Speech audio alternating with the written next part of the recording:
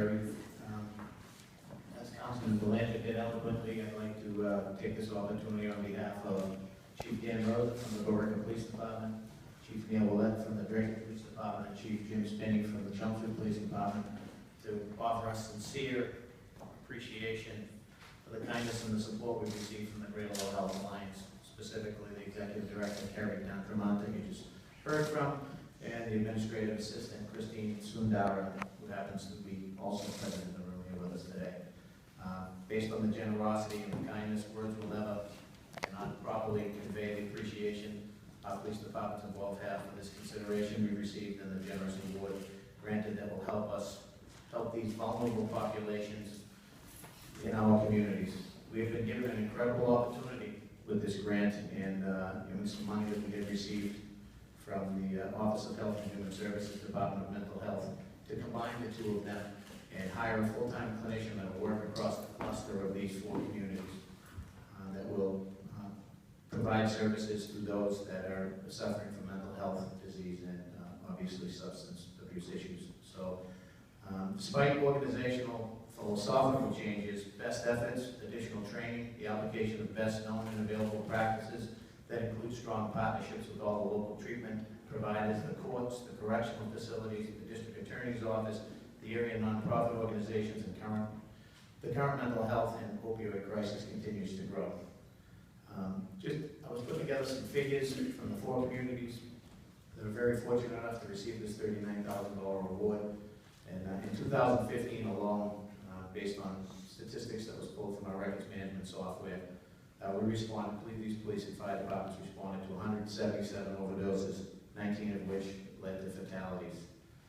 In 2016, 153 so far, and already 24 fatalities, which is a higher number than what we saw in 2015, just to show you the size of the crisis that we're dealing with. In addition, as far as Section 12s, which are the temporary and voluntary hospitalizations, these communities responded to 358 in 2015 and 230 so far in 2016. So you can see that whoever is fortunate enough to be hired and works across these cluster communities will be very busy, because they will be following up on all of our Section 12s, they will be following up on all of our overdoses, all of our critical incidents that involve substance use, and they will be doing ride-alongs, they will be doing follow-ups, so it's going to be a very busy job, and we've selected Lady to partner with us as far as in this venture. They're going to hire the clinician and oversee the work that the clinician does. So we're really looking forward to this. We recognize that we're not going to be able to arrest our way out of this crisis, and that participation in the programs such as this one here will only increase our chances of stymieing the progress of these diseases that bring families and communities to their knees.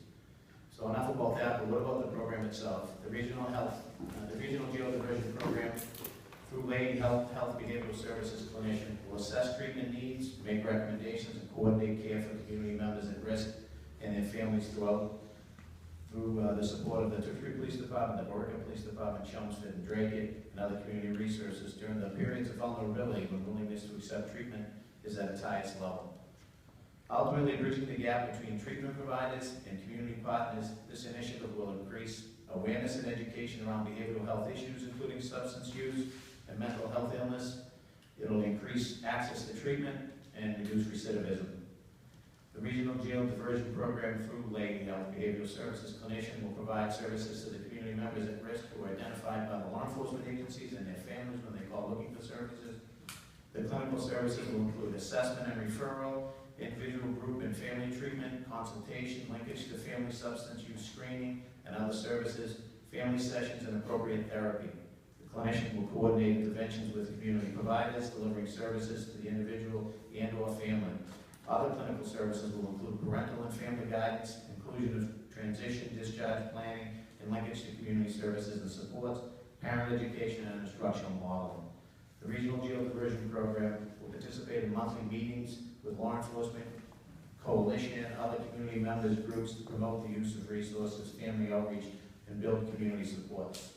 The last thing I would just like to say, I would be remiss if I didn't express how proud I am to be working in the Greater Lowell area with DA Marion Ryan and all of the individuals that you see standing up here before us. It's just, everyone has developed a cooperative spirit and committed to working together on creating solutions to this epidemic that has plagued this area. This, of course, is obviously evidenced by all of the people that you see standing here before you. We have health departments, police departments, fire, emergency medical services, people from the court system, independent clinicians. It's incredible how excited everybody is about trying to make an impact, trying to reduce the numbers that we have here. Thank you very much.